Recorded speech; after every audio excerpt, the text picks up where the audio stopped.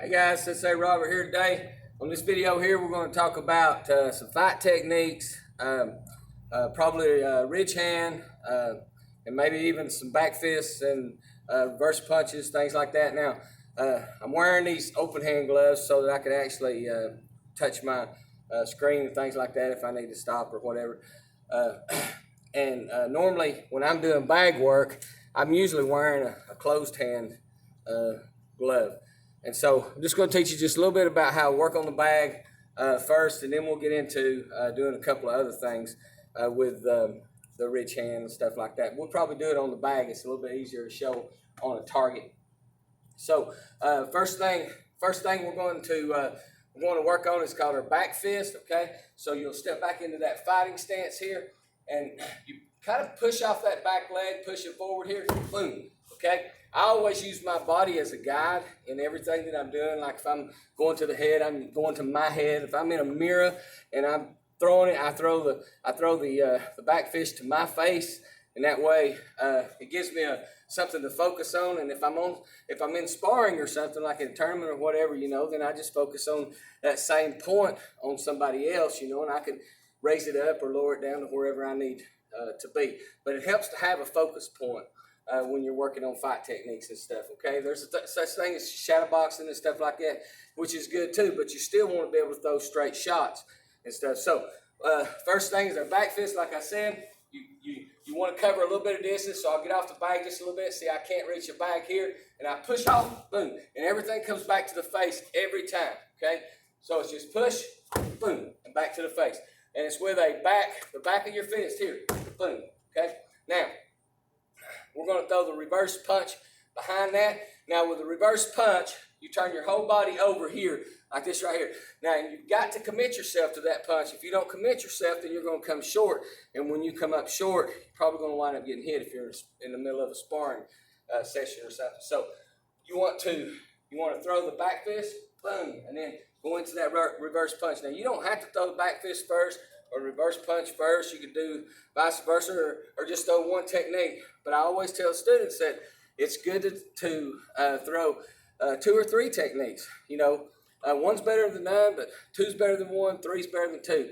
And so that's kind of how I think along the lines that I think. Okay, so we're going to throw the back fist here, boom, and then reverse punch here. Turn the whole body over. So we push off that back leg, boom, okay, and everything comes back to the face every time, okay? Now,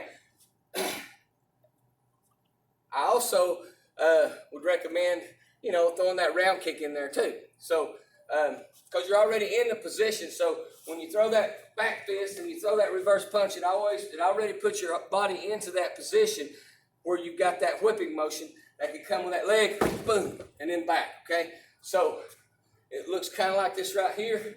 You get the distance here, so you got to cover some distance. So it's going to go boom, boom, boom, okay? And everything comes back to the face, okay? So from here, it's boom, okay? And everything comes back to the face. So always keep that in mind. That's your back fist, reverse punch. Most of our students know how to do these things. Mainly, I'm showing these correct techniques online for most of our beginners. We've got a lot of new ones that have just signed up and stuff. And so you guys, if you get on YouTube and watch these videos and stuff, you'll be able to see the correct techniques to be able to throw these things correctly. So when you come back in, you won't be quite as far behind as some of the others, okay? And so, or you'll be caught up with some of the others. Let's put it that way. So that's your back fist, your reverse punch, and then like adding another technique to it, like a round kick or something like that. Now, talking about straight shots. Now, when we like in boxing and stuff. So when you're like working on the bag, or even if you're shadow boxing, like I said before, you want to always have a target, okay?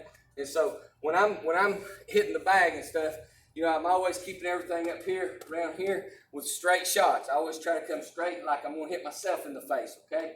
From here, throw that straight right hand, comes out. You put your shoulder, your hip, everything into it when you turn. Here, boom, okay? And usually I'll stick with the basics most of the time.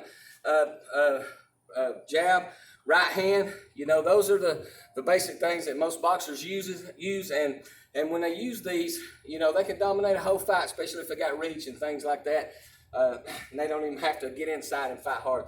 But when you do get inside, there's a lot of other combinations that'll be thrown, like uppercuts, hooks, and stuff like that. And a hook could come from either direction. You know, you can go twist your body here and come around with your elbow up, level like this right here. And when you go low, it's still you want to keep it straight. You want to put that hip into it, because that whipping motion from your hip is actually where your power comes from. Here, boom, okay? And so you can double it up, boom, boom. Everything comes back to the face, though, every time. So keep that in mind. So straight right hand here, jab here. Then right hand, boom, right behind it. Everything's back to the face. Now, if I'm going to throw an uppercut, I always try to keep my chin tucked whenever I'm working on the bag. And the reason is so the uppercut can't get in and hit me in the bottom of the chin, because people that don't tuck their chin when they're fighting and stuff, you know, when they get that head raised up, they get that for that power shot, you know. So you're more susceptible to getting that power shot and getting caught with it if you get that uppercut first, okay? So you want to go here, here. And if you throw an uppercut here, you want to be in close to your opponent. You don't ever want to throw it from out here, okay? Because then you open yourself up for a punch or a kick or whatever.